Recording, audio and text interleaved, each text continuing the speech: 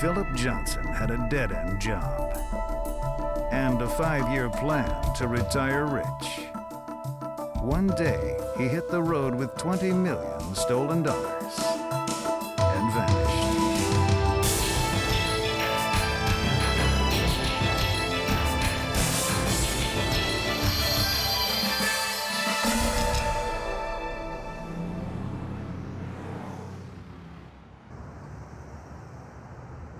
In March of 1997, 33-year-old Philip Johnson worked as a courier guard for Loomis Fargo armored cars in Jacksonville, Florida. At every stop on their route, Johnson left the safety of the steel-plated truck. He checked for any suspicious activity.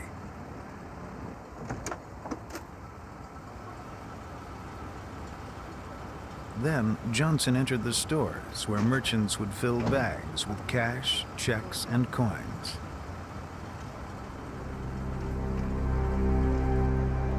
The tens and thousands of dollars Johnson collected made him a tempting target to any gunman. The guard remained completely vulnerable until he could make it back to the armored car. Meanwhile, the driver stayed in the truck cab behind the bulletproof glass with his doors locked. If anyone attacked, under no circumstances could the driver let Johnson back inside the truck.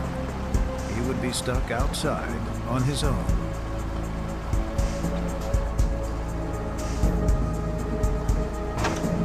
If clear, the driver would open the door.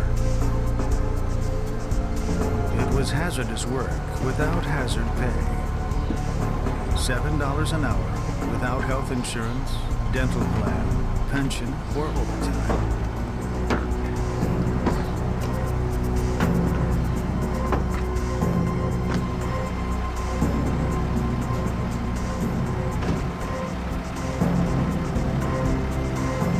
But the dangerous job did have a benefit that Loomis Fargo never planned on giving.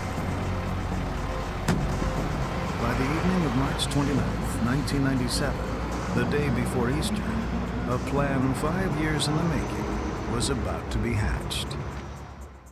Phil Johnson was motivated to pull the crime off by an extreme hatred for his employer, Loomis Fargo. He felt that he was underpaid, felt that other workers were underpaid, that the working conditions were not what they should have been at Loomis Fargo, and he was going to seek to make a change. As their shift neared its end, Johnson's truck returned to the Loomis Fargo warehouse, fully loaded with cash and checks. The driver began the routine check-in. A security guard inside the fenced complex identified the courier guard and his truck. The day's load was particularly heavy. It was the Easter holiday weekend, and consumers crowded the stores. During their shift, Johnson and his driver had collected millions from the busy retailers. Even more cash waited in the company's vault. Each shift, the guards faced the temptation of handling hundreds of times more money than they would ever earn in a lifetime. My daughter's recital. Terry, James Brown, and Dan Smith worked inside the warehouse as vault guards. They had worked together with Johnson for 2 years. Get inside and I'll talk you to money. But a bond had never developed between the three. The courier did not share in the camaraderie of his coworkers. He was an outsider that kept to himself.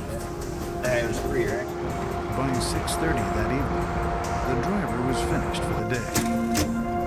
He clocked out and went home for the night.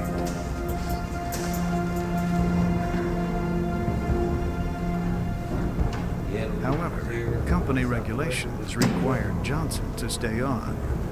As courier guard, he had to wait while the day's load was booked in. Here you go, guys. He had to help store the money. Another card. models like yours.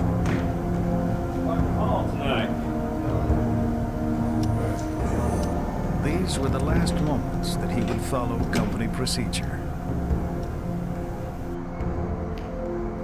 Near 7 o'clock, when all the others had left, Johnson broke his routine of 10 years. He retrieved a bag from his car and sprang into action.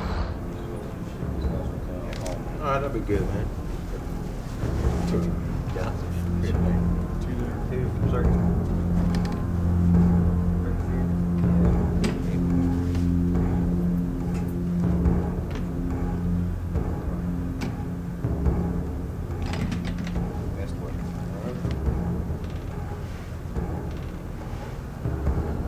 While the vault guards were busy, Johnson grabbed Smith's gun.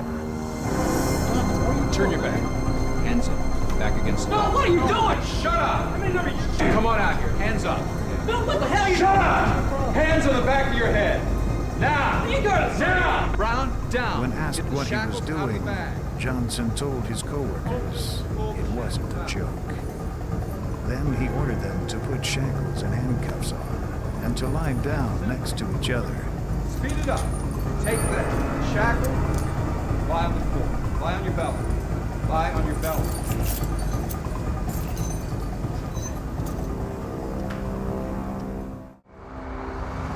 He took one of the company's unmarked vans and backed it into the vault area.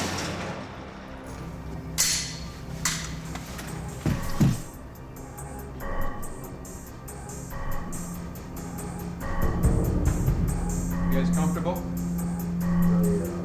Shackled on the floor, Smith and Brown could do nothing but fear for their fate. The vault offered Johnson cash in all denominations. He left the coins and small bills of 1s and 5s. Don't move, boys.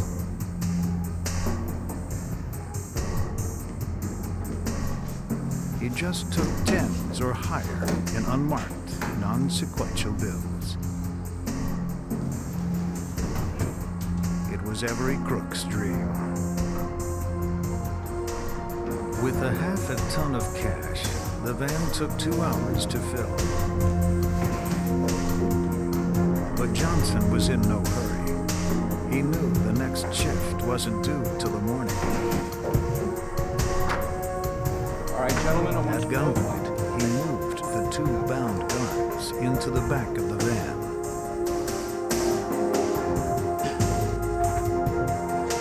Stay covered up. Then he began cleaning up the crime scene. He moved the cars belonging to Smith, Brown, and himself out of the employee parking lot so no one would suspect they were still in the warehouse. Johnson then grabbed what the police would look for first, his personnel file. He also took the videotapes from the surveillance cameras. Last, he set the vault timer so that the door would not open until the next afternoon, Easter Sunday. Everything had gone according to his well-thought-out plan. Then, Johnson got careless.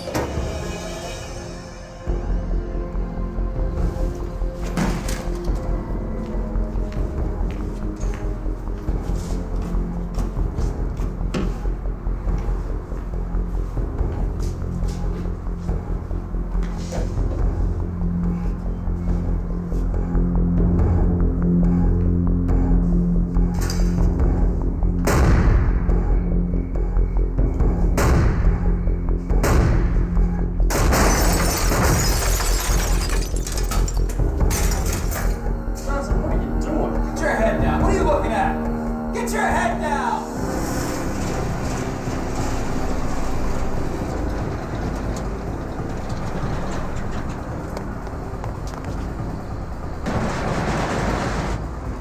With Smith and Brown as hostages, he drove the van the short distance to his home. Hold up. All right. Go. Walk. Looking forward. What you doing, man? Just hold on. Just, all right. You see the closet right there? Just right here. This ain't necessary. Put your hands on that pipe. Grab the pipe. All right? What are you doing this for? He handcuffed Brown to a closet pipe. He spoke about how unhappy he was in his job. Johnson. I'm not gonna hurt you. You'll be all right. You just can't leave me like this. Around midnight, Johnson returned to the van. He threw a blanket over the shackled Smith and threatened to kill him if he put up any struggle. Then, as they drove north, Johnson asked Smith why they hadn't been friends. He wanted to know why Smith hadn't ever asked him to go out for some pizza or for a beer. There wasn't much Smith could say. He was a very quiet, withdrawn individual. He had been outspoken at times about his displeasure with Loomis Fargo, but yet he didn't really say what he wanted to do or where else he would go. I think he was just building up some frustration inside at that time over those years. They drove all night, stopping only for gas. Sometime in the early morning, they stopped so Johnson could unload the money. Sitting in the van, covered by a blanket, Smith could discern little about their journey, except vague sounds, like the clank of a metal door being rolled up. While Johnson unloaded the money, Smith remained helpless in the van. He didn't know where they were, nor did he know what Johnson intended to do with him. A little more than an hour later, Johnson drove the van to some wooded acres in the Blue Ridge Mountains near Asheville, North Carolina. He forced the captive guard to handcuff himself to a tree and then lie down. Johnson then began to rant about his life. 10 years I worked for that company. Think about that. They didn't pay me my overtime. Johnson left provisions and warm clothes. Before he drove off, he promised that in 2 days he would call the authorities and inform them of Smith's location. Don't worry.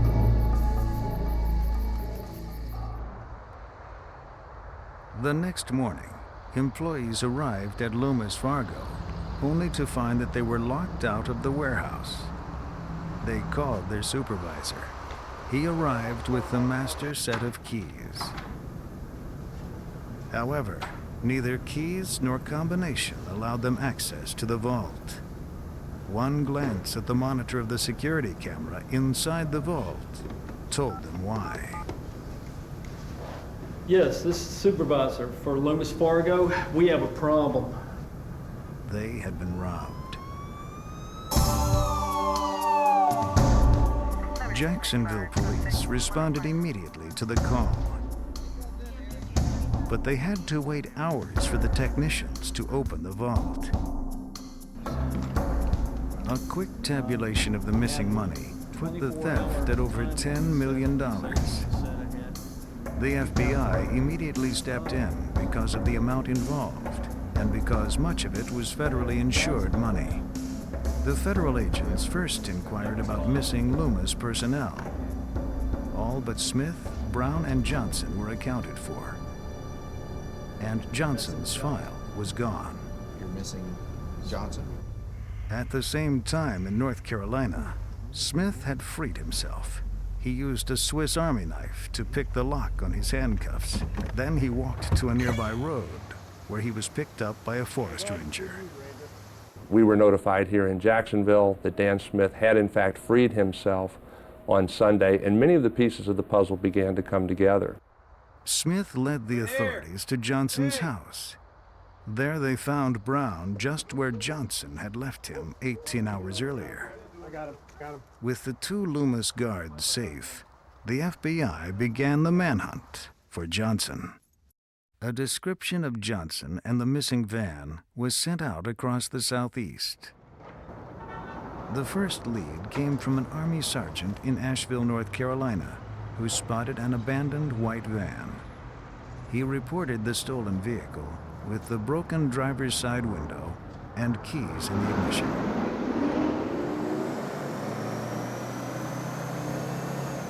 Within minutes, 65 police officers and FBI agents descended into the area. But they were too late. Their suspect had bought a one-way ticket out of town. He was safely on his way to freedom. $7 an hour, that's what Philip Johnson made. Driving a Wells Fargo truck, he hauled millions every day. But you can't be much of a player on $56 a day. $7 an hour. Musician Al Wells immortalized the caper in song for WOKV. This is Mike Miller on News Talk 690 WOKV. So the story's this. A security guard named Phil Johnson, who works for Loomis Fargo, instead of going home after his shift, leaves with nearly $20 million. The improbable heist immediately seized the imagination of local broadcasters. There were a lot of people in the audience who were really rooting for Philip Johnson on a lot of different levels. A lot of us could identify with him. I mean, how many people out there have worked in a job which they didn't think was ever going to take them any higher? How many people work in a job that they knew was never going to be any more lucrative? How many times do you work for somebody and realize that you know more than your boss knows and you can't understand why they don't go to you for advice? I think those were all the feelings that Philip Johnson had stored up in him. So when he did pull this off, he thumbed his nose at everybody. He said, I'm better than $7 an hour. I'm smarter than you think I am. And guess what? With all the smarts that all of our bosses have, I could do something that you said was fail-safe. Philip Noel Johnson vanished, along with almost $20 million. More money than any individual in U.S. history. We had no idea where Phil Johnson had gone. There was indications that he might be up in Canada. There were indications he could be in Mexico or that he could be down in Costa Rica or South America. The only hope authorities had of finding Johnson lay in the jumble of evidence he had left in his home.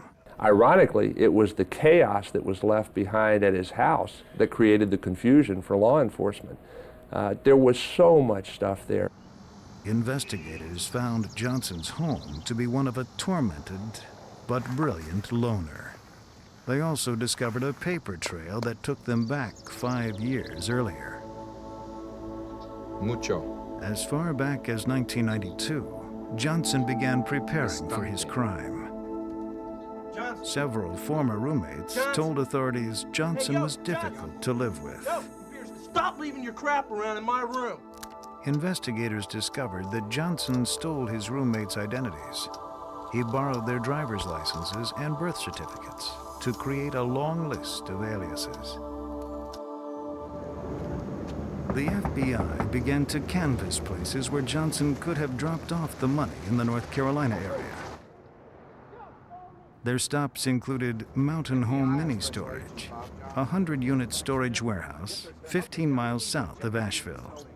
What we did was we put out communications through our network of FBI offices and resident agencies all along that corridor to go to all of the storage facilities within their territory, to show the pictures that we had of Phil Johnson, to describe what had happened, to see if there was anyone that had storage facilities in any of the aliases that we had and whether they could put an alias with a face, and in hopes of finding the money.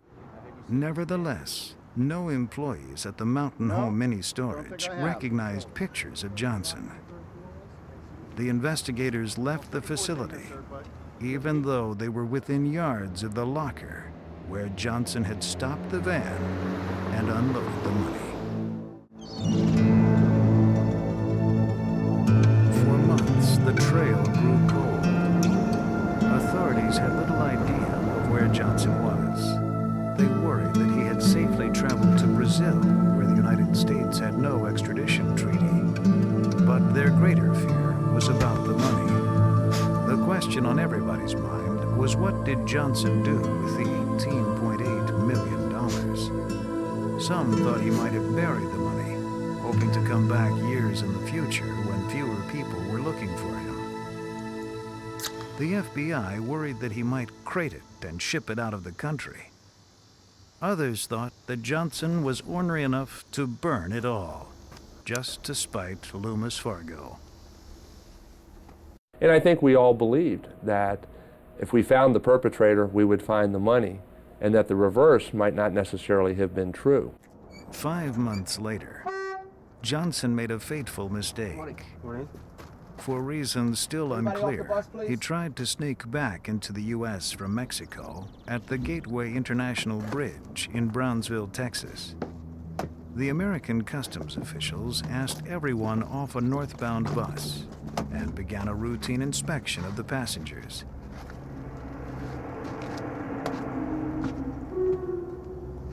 Customs Inspector Virginia Rodriguez walked right past a wanted poster for Johnson as she crossed to the bus, but she didn't recognize him. In the months since the heist, Johnson had lost weight, added a beard, and let his hair grow long. She asked him what he had been doing in Mexico for 2 weeks. He said he had been visiting friends. Do you have any ID? It was the way he said it that wasn't quite convincing to her. She asked for identification, and Johnson handed over a North Carolina driver's license. On a hunch, Rodriguez gave the license to a fellow customs agent to run through the National Crime Information Center database. Meanwhile, Rodriguez asked to inspect Johnson's bags. When she went through his luggage, she found $10,714 US. Rodriguez knew she was on to something. Okay, we got a problem with him on ID check. We're gonna have to detain him. Her fellow agent returned with the news that the name on the license, Roger D. Lauder, was an alias for Philip Johnson. The computer search came back with the flash alert: will extradite from anywhere in the world. At that time, he was taken into custody, and the FBI office in Brownsville, Texas was notified that Mr. Johnson had been apprehended. When we heard that he finally got caught down in Brownsville, Texas, by riding on a bus with fake identification and $10,000 on him, we just shook our heads in amazement and said, we thought this guy was a lot smarter than he turned out to be. It's because he was just an average guy. So when he finally got caught in such an average way, we really shouldn't have expected anything else. Johnson was arrested and charged with armed robbery, kidnapping, and unlawful flight to avoid prosecution. If convicted on all counts, he faced a maximum sentence of life in prison and $1 million fine. Federal officials offered Johnson a deal in exchange for the missing money, but Johnson spurned any cooperation, thinking the money was safely hidden. He was wrong. When Johnson was arrested using the alias of Roger Lauder, FBI detectives discovered that a man using the same name had rented a room in Mexico City. A search of the boarding room yielded a yellow receipt from Mountain Home Mini Storage. At 2 in the morning on September 17th, 1997, FBI agents rolled up the door of the unit Johnson had rented. They found the missing Loomis Fargo money. Johnson left some personal items, including a book on depression and the videotape, If I'm So Wonderful, Why Am I Still Single? From the Brownsville arrest and the Mountain Home Storage Unit, the FBI recovered all but $100,000 of the millions that had been stolen. With the overwhelming evidence, there was little need for a trial. Johnson pled guilty to the charges of kidnapping, money laundering, and violation of interstate commerce under the Hobbs Act. He was sent to a maximum security federal prison, where he currently serves a 25-year sentence. The restitution he owes Loomis Fargo is $59,834.70. It will be paid back through prison labor, at a lot less than $7 an hour.